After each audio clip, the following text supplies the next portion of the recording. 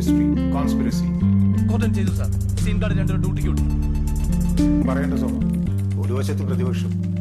എന്താ അവളുടെ പേര്? റാണി.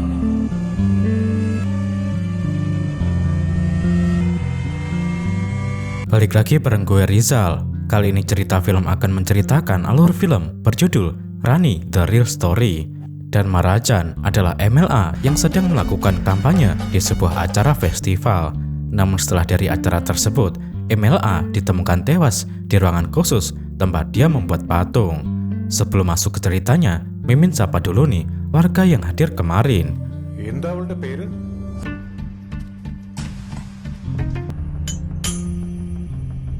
Ada Arthur 1910, Dendi Taufik 7375, Ardi Kahar Diansyah 8205, Heru Wasono 9370, Sarah Haryani. Bagi warga yang ingin disapa selanjutnya, silahkan kasih komentar terbaik buat Mimin ya.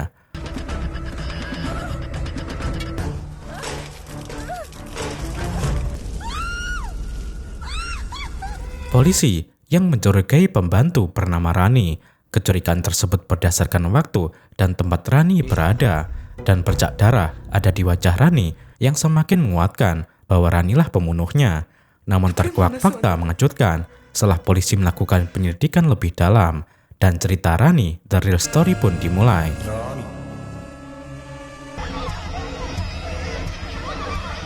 തുടങ്ങുന്ന സിമന്റ് കാടുകളിൽ എവിടെയോ നിന്നെ ഇവിടെ But if I lay down and I play dead and I stay dead, baby you'll get sick of being the monster out of my head, under my bed, think you're something out of my nose. Film dimulai dengan menampilkan sebuah acara festival yang dimana acara tersebut hadir MLA daerah bernama Dharma Rajan. Bersama istrinya yang bernama Sona, Dharma Rajan disambut baik karena dialah yang menggelar acara festival setelah beberapa tahun mengalami kendala. Moderator bernama Mahesh mengatakan jika di hari ke-10 nanti akan digelar acara launching buku biografi Dharma Rajan. Dan yang harus diketahui, buku tersebut adalah karya adik perempuan Dharma Rajan yang bernama Sela. Di momen ini Dharma Rajan juga melakukan kampanye akbar. Ia mengharapkan dukungan karena sebentar lagi masa pemilu akan segera tiba. Wanita bernama Rani yang merupakan ART Dharma Rajan terlihat mendatangi festival bersama seorang anak perempuan bernama Ritu. Dan setelah acara selesai, keduanya kemudian kembali ke kediaman Dharma Rajan. Scene kemudian berganti ke seorang pria bernama Vinay. Vinay yang tengah mengendarai mobil tampak gelisah karena sebuah masalah. Karena kehilangan konsentrasi, ia pun akhirnya mengalami kecelakaan dan harus dilarikan ke rumah sakit. Setelah dilakukan pemeriksaan, ternyata Vinay adalah adik ipar Dharma Rajan. Dan selaku inspektor lokal, Soman langsung memberitahukan kecelakaan tersebut kepada kepala inspektor bernama Nasir. Kabar buruknya, saat Soman mendatangi kediaman Dharma Rajan, kejadian mengejutkan malah terjadi. Dharma Rajan ditemukan tewas dengan luka tusukan di bagian leher, dan kemungkinan ia dibunuh oleh ART-nya sendiri yang tak lain adalah Rani. Sebenarnya, menjadikan Rani sebagai tersangka pembunuhan adalah sebuah keputusan yang masih harus dipertimbangkan, karena walaupun terdapat percikan darah Dharma Rajan di wajahnya, kepolisian belum bisa menemukan senjata barang bukti.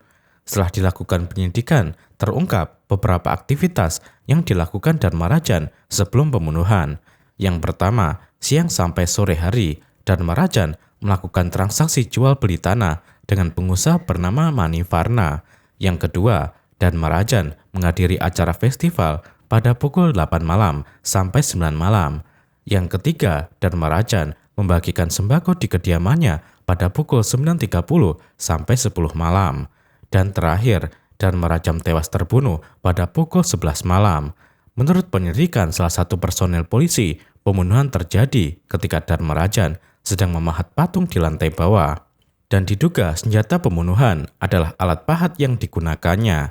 Karena takut adanya konspirasi politik, Nasir akhirnya memutuskan melakukan penyelidikan secara rahasia Dan di saat yang bersamaan, ia juga mengikut sertakan pensiunan polisi bernama Basil yang berdasarkan rekam jejaknya, Basil seringkali terlibat dalam kasus pembunuhan profil tinggi. Tahun 1978, Dharmarajan adalah anak piatu yang bekerja sebagai pemecah batu. Sang ayah menikah dengan seorang janda yang merupakan ibunya Sheila. Selama hidup bersama, mereka seringkali mengajarkan Dharmarajan tentang ilmu pendidikan. Yang pada akhirnya, ketika dewasa, Dharmarajan berhasil menggapai mimpinya menjadi seorang MLA. Sebagai orang terdekat Dharmarajan, Basil kemudian memanggil Sheila untuk menjadi orang pertama yang akan diinterogasi. Namun saat ditanyai tentang Rani, Sheila mengatakan jika ia sangat yakin jika Rani bukanlah pelaku pembunuhan. 3 tahun bekerja dengan mereka, Rani tidak pernah sekalipun menunjukkan sikap yang mencurigakan. Bahkan dalam menulis buku biografi Dharmarajan, Rani juga ikut membantu Sheila. Malam ketika baru saja tiba di kediaman mereka, Sheila kemudian memerintahkan Rani untuk memberikan buku biografi kepada Dharmarajan. Namun tidak tahu apa yang terjadi selanjutnya, Dharmarajan malah ditemukan tewas dengan luka tusukan di bagian leher. Walaupun saat itu hanya ada Rani di lantai bawah, Sheila mengatakan jika ia ragu ada orang ketiga yang menyelinap masuk dan melakukan pembunuhan kepada Dharmarajan. Ternyata selain bekerja di kediaman mereka, Rani juga bekerja dengan 2 keluarga yang berbeda. Mereka adalah keluarga Maheswari dan keluarga Nimi. Sheila menambahkan jika Ritu adalah anak perempuan dari Nimi, bekerja sebagai perawat yang sering melakukan dinas malam. Ritu akhirnya lebih sering dititipkan kepada Rani. Pengacara Sheila mengatakan bahwa ada kemungkinan Rani akan dibebaskan dalam kurun waktu 24 jam. Namun walaupun begitu, mereka harus melakukan pengawasan. Siapa tahu kepolisian menemukan barang bukti palsu untuk menyudutkan Rani sebagai tersangka. Di interogasi selanjutnya, kepolisian kemudian memanggil asisten pribadi Dharmarajan yang bernama Lalji. Dalam interogasinya, Lalji malah mengatakan jika ia mencurigai pengusaha Manivarnan di balik kasus pembunuhan Dharmarajan. Sebenarnya, tanah yang dijual kepada Manivarnan adalah aset pemerintah, yang jikalau Dharmarajan tidak terpilih menjadi MLA selanjutnya, maka tanah tersebut akan kembali kepada negara. Memiliki keraguan akan hal tersebut, Manivarnan memutuskan untuk tidak melanjutkan transaksi. Namun karena ancaman yang diberikan Dharmarajan, Manivarnan akhirnya melunasi pembayaran dengan total 70 miliar.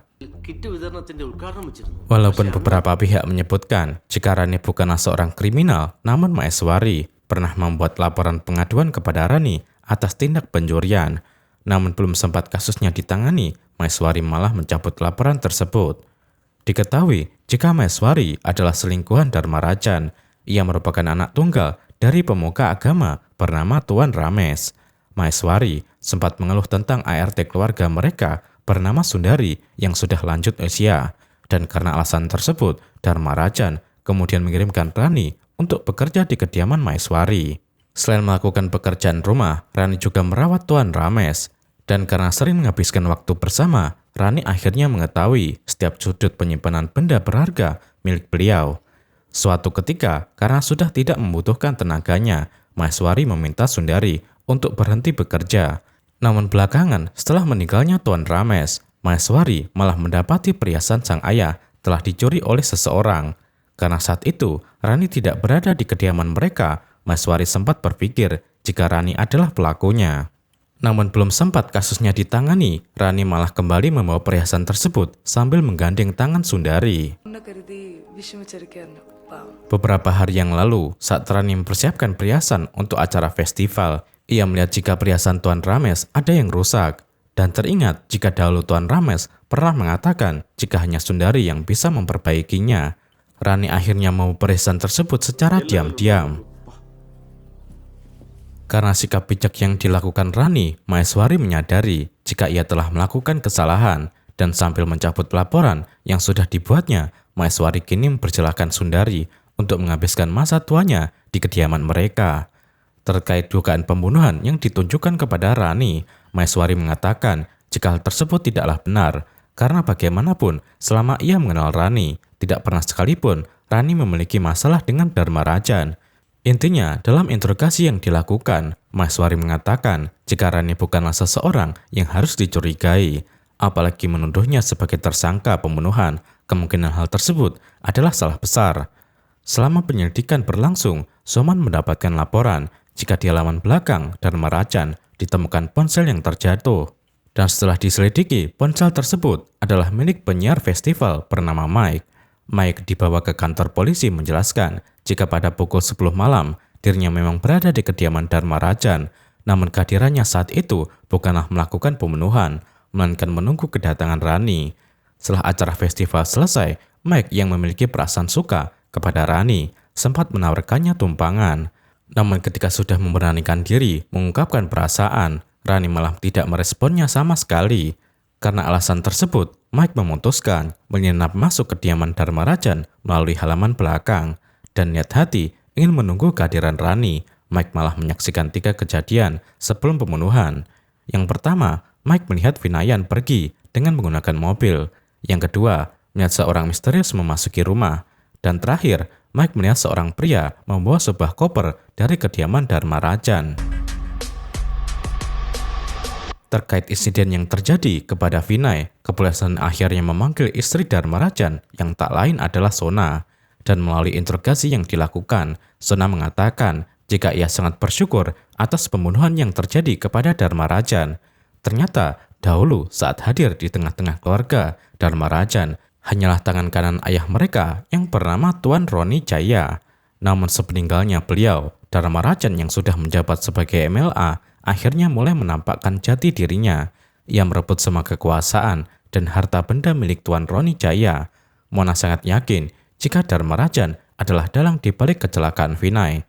Karena sebelum kecelakaan tersebut berlangsung, Dharma Rajan sempat memberikan peringatan kepada Vinay, yang saat itu meminta agar bisnis sang ayah dikembalikan kepadanya. Intinya, dalam interogasi tersebut, Mona mengatakan jika Dharma Rajan memang pantas dihukum mati. Kelakuannya yang sudah menghalalkan segala cara tidak pantas membuatnya menjadi wakil rakyat yang diuluh-uluhkan oleh banyak orang. Belum mendapatkan petunjuk terkait pelaku pembunuhan, Basil akhirnya memanggil orang tua Ritu yang tak lain adalah Nimi. Dan dalam interogasinya terkuak juga jika Ritu bukanlah anak kandung Rimi. Ia merupakan anak yatim piatu yang diadopsi sejak kecil. Terkait apa yang terjadi di malam pembunuhan, Nimi mengatakan jika dirinya sedang berada di rumah sakit. Dan karena kesibukan profesinya, ia pun akhirnya menitipkan Ritu kepada Rani. Sedangkan Abi, pria yang merupakan suaminya, adalah seorang jurnalis. Dan malam saat pembunuhan, Abi sedang mengumpulkan berita untuk artikel yang akan diterbitkan esok pagi. Dugaan yang dilayangkan kepolisian kepada Rani membuat Nimi dan Abi sangat yakin jika Rani bukanlah pelakunya. Karena selama bekerja dengan mereka, Rani tidak pernah menunjukkan gelagat jika dirinya adalah seorang pembunuh.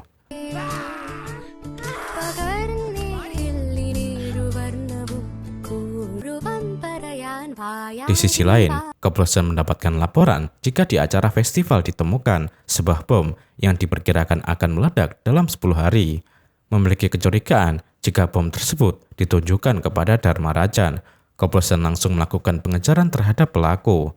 Setelah melalui proses yang cukup panjang, didapatkan informasi jika pelakunya adalah pria bernama Charles. Namun dalam aksi penangkapannya, Charles malah berakhir tewas karena berusaha melarikan diri.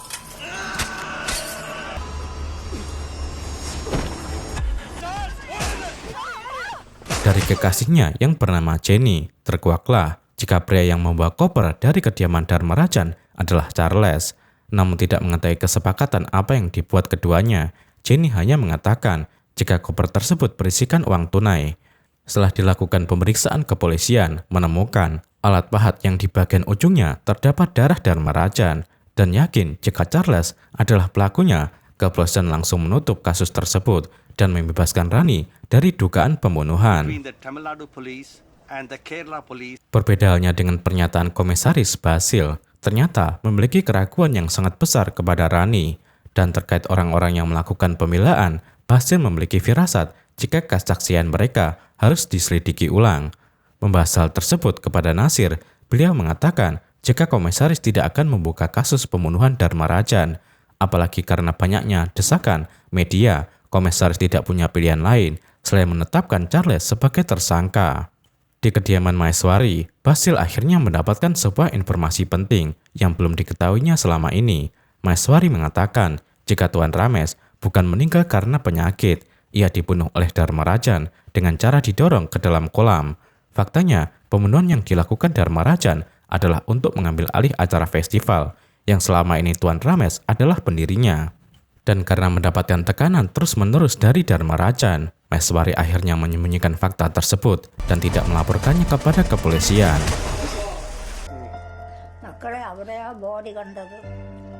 Saat mengunjungi kediaman Nimi, Basil kembali bertanya tentang asal-usul Rani. Namun walaupun tidak mendapatkan jawaban yang diinginkan, Basil malah mendapatkan petunjuk dari alunan lagu yang dinyanyikan oleh Ritu. Kepada Basil, Ritu mengatakan jika lagu tersebut adalah lagu yang sering dinyanyikan oleh Rani ketika menemaninya tidur. Dan penasaran karena liriknya yang mendalam, Basil akhirnya menemui seorang ahli musik yang sangat terkenal di daerah Kerala. Beliau mengatakan jika lagu tersebut bukanlah lagu resmi nasional, namun dalam sebuah pertunjukan musik, lagu itu pernah dilantunkan oleh kelompok siswa dan seorang guru dari daerah Kalimala. Sebelum memutuskan pergi ke daerah Kalimala, Basil terlihat dihampiri oleh Abi. Memiliki sebuah rahasia tentang Dharmarajan, Abi kemudian memberitahukan sebuah informasi yang belum diketahui oleh Basil. 4 tahun belakangan ini, Abi ternyata sudah melakukan pengamatan kepada Dharmarajan yang dianggap telah menyelewengkan kekuasaan. Pasca menerima uang dari Manivarnan, Dharmarajan kemudian memerintahkan Charles untuk menanam alat peledak di acara festival. Ternyata alat peledak yang ditemukan polisi ditunjukkan kepada Sheila, dan hal itu dilakukan Dharmarajan untuk menarik simpati masyarakat agar kembali mendukungnya dalam pemilu selanjutnya. Dharmarajan mengatakan kepada Charles, jika ingin menguasai politik, kita harus mengorbankan nyawa, walaupun hal itu adalah anggota keluarganya sendiri. Karena memiliki tujuan yang sama, Basil akhirnya mempersilahkan Abi untuk ikut dalam penyelidikannya.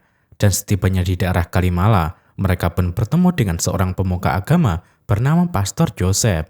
Pastor Joseph mengatakan jika dahulu di perbukitan Kalimala terdapat komunitas masyarakat yang dipimpin oleh seorang pria bernama Aditya. Hidup dalam kesederhanaan dan jauh dari keramaian, komunitas tersebut sepertinya sangat sulit untuk mendapatkan pendidikan. Namun pada akhirnya, ketimpangan itu berhasil diatasi setelah kehadiran seorang guru bernama Bhavana. Sebenarnya, kedatangan Bhavana ke tempat terpencil bukan hanya untuk memberikan pendidikan, ia ingin melindungi suku komunitas dari perlakuan kejam yang dilakukan oleh pekerja tambang. Daerah perbukitan Kalimala sering terjadi ledakan besar karena penambangan ilegal. Dan dari sekian banyak kekerasan yang dilakukan pekerja tambang, Rani adalah korban pemerkosaan ketika dirinya berusia 14 tahun. Kehadiran Bhavana dan seorang suster yang tak lain adalah Nimi membuat Rani berhasil diselamatkan. Dan sejak saat itu, keadaan masyarakat di perbukitan Kalimala semakin berwarna setelah Bhavana mendirikan sebuah sekolah. Dalam sebuah momen ledakan besar kembali terjadi. Dan sebagai seorang guru, Bhavana kemudian menemui calon legislatif yang tak lain adalah Dharmarajan. Setelah melakukan permohonan, Dharmarajan berjanji untuk memberikan peringatan kepada pengusaha tambang yang tak lain adalah Tuan Roni Jaya. Namun selama proses negosiasi, Roni Jaya malah menjanjikan sejumlah uang dan jabatan bisnis jika Dharmarajan mau menyingkirkan Bhavana.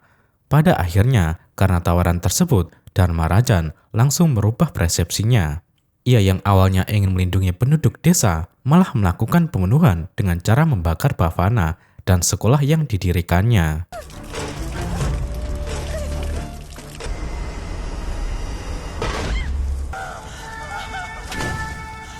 Dengan terpecahkannya semua misteri tersebut, Basil kemudian mendatangi Sheila, dan berdasarkan hasil investigasinya, Basil mulai memaparkan semua kejadian yang berkaitan dengan pembunuhan Dharmarajan. 2 minggu setelah kasus tersebut berlalu, Basil mendapatkan informasi jika di tubuh Dharmarajan terdapat sebuah racun yang mematikan. Bisa dipastikan, racun tersebut berasal dari sebuah minuman yang dikonsumsi Dharmarajan 5 jam sebelum pembunuhan. Dan yang harus diketahui, walaupun Dharma Rajan tidak mendapatkan luka di leher, namun ia bisa saja tewas karena efek racun tersebut. Setelah diselidiki lebih jauh, ternyata Dharma Rajan sempat mengunjungi kediaman Maheswari pada pukul 6 sore. Dan dari supirnya yang bernama Raju, terkuaklah jika Maheswari adalah orang yang memberikan racun kepada Dharma Rajan. Namun yang perlu digarisbawahi, ternyata rencana tersebut merupakan ide dari Sela. Ia yang sudah mengetahui jika Dharma Rajan akan meledakkan dirinya di acara festival, akhirnya membuat rencana untuk melakukan pembunuhan kepada Dharma Rajan. இப்போ Maheswari yang memiliki dendam atas kematian sang ayah sepakat menerima tawaran dari Sela, dan tanpa sepengetahuan Dharma Rajan, ia kemudian memasukkan racun dengan dosis yang sangat mematikan. Di sisi lain, sebelum rencana tersebut terlaksana, Sela juga mendapatkan informasi yang sangat penting dari Nimi. Nimi mengatakan jika Rani juga memiliki dendam kepada Dharma Rajan atas pembunuhan seorang guru bernama Bhavana di 5 tahun yang lalu. Dan setelah mengetahui duduk perkaranya, Sela kemudian mempersilahkan Rani mengeksekusi Dharma Rajan di detik-detik kematiannya.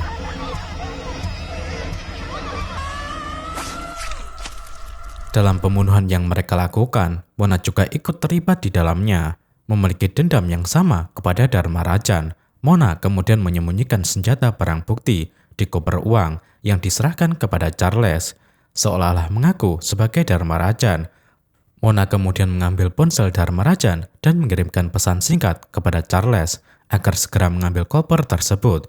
Intinya, atas semua pernyataan yang disampaikan, baik Sela maupun Mona, keduanya tidak ada yang menuding perkataan Basil. Mereka memang melakukan pembunuhan karena merasa Dharma Rajan sangat pantas untuk mendapatkan hal tersebut. Di sisi lain, Basil merasa penasaran mengapa Dharma Rajan tidak ditangkap saat melakukan pembakaran. Dan melalui laporan yang tertulis di 5 tahun yang lalu, akhirnya sebuah fakta tentang kebohongan oknum polisi berhasil terungkap.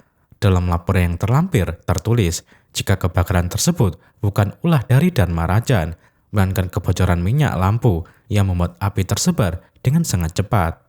Usut punya usut, ternyata inspektur polisi yang membuat laporan itu adalah Inspektur Nasir. Dan berdasarkan rekam jejaknya, Nasir ternyata memiliki kedekatan dengan pengusaha tambang yang tak lain adalah Tuan Roni Jaya. പരാതികളൊന്നുമില്ലല്ലോ തിരിച്ചു കിട്ടില്ലെന്നറിയാം ആരുടെയും കണ്ണീരിന് വിലയിടാനാവില്ല Niat hati ingin membongkar kejahatan di masa lalu, Basil yang sudah tiba di kediaman Nasir malah dikejutkan dengan kehadiran Rani. Dan tidak mengetahui fakta yang sebenarnya, Nasir mengatakan jika ia menerima Rani atas rekomendasi dari Sela.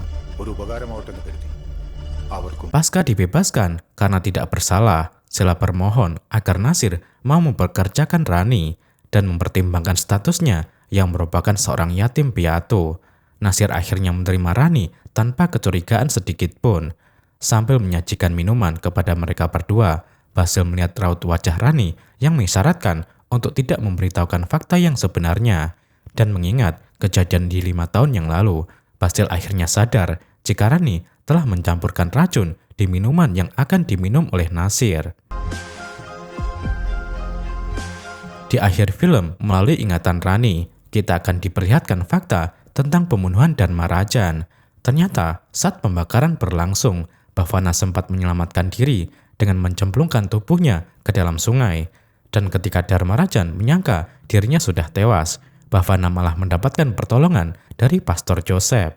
5 tahun mendapatkan perawatan, Bhavana kini hidup dengan luka bakar di sekujur tubuh. Dan sadar jika kepolisian tidak akan menolongnya, Bhavana akhirnya mengikuti Rani yang sebelumnya sudah bekerja di kediaman Dharma Rajan.